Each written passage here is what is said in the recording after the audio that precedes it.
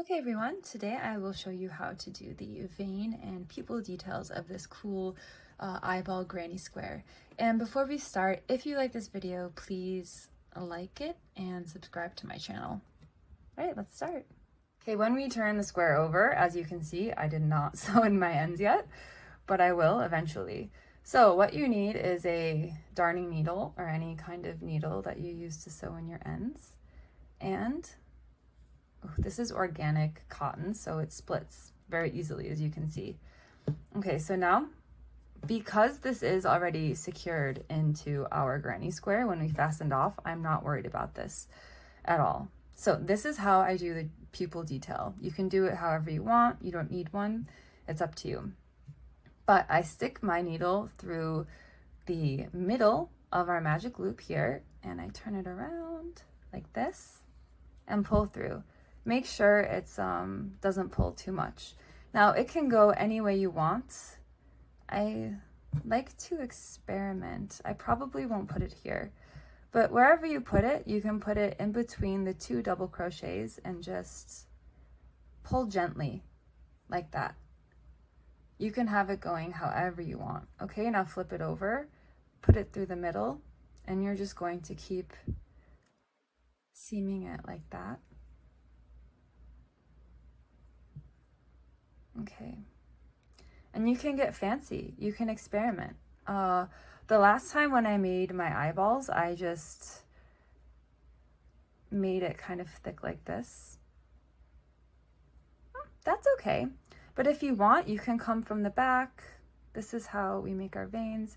You can start in the middle of the double crochet. Give it a little extra detail like that.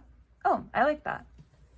Okay, so if you are happy with your pupil, if you want to extend it, that's exactly how you do it. So now let's move on to the fun part, which is the veins. Okay, now we need to start the vein details. When you do that, give yourself a lot of yarn. It's annoying to work with a really long string of yarn, but it's more annoying to have to sew in more ends, I think. So you pick your poison. Okay, so we want to put the veins into the white, into round 3, right? For me, that's my white yarn. So let us join anywhere. Now that the yarn is secure, we need to start our vein pattern.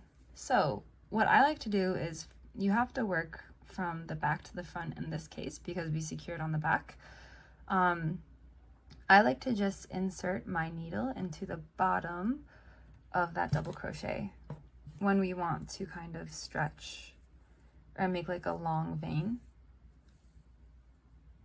Okay, don't mind all the tangles, they will all sort themselves out. Okay, so now we need to go into the top of that same double crochet and pull.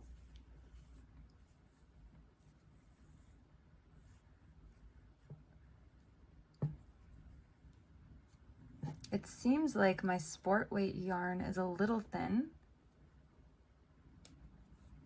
so I have to be really careful here. All right, so here's my first possible vein, and you can start this, you can decide whichever way you want to go. And it really is up to you. You can experiment again how you like it. So sometimes you want to make a short, like a long line and like a little short vein here. If that's the case, if you want to make a short line, just work into the middle of the next double crochet or the same double crochet that you are working around. It's really up to you. Okay, not bad. But really the key is that you have to work from the back like this,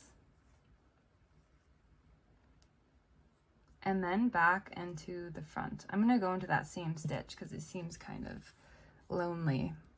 Maybe it's because I'm using sport weight for this, and I'm using DK otherwise. Okay, that's not too bad, right? So now you can mix it up. Maybe I'm going to make a short vein starting from the top.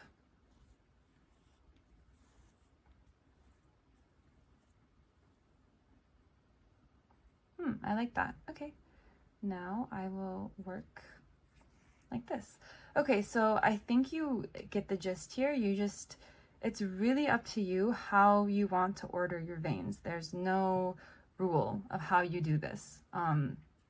You can experiment, go all the way around, see what you like, and just have fun with it. And when you're finished, let's meet at the end and see how our veins turned out. Here we are with our finished eyeball.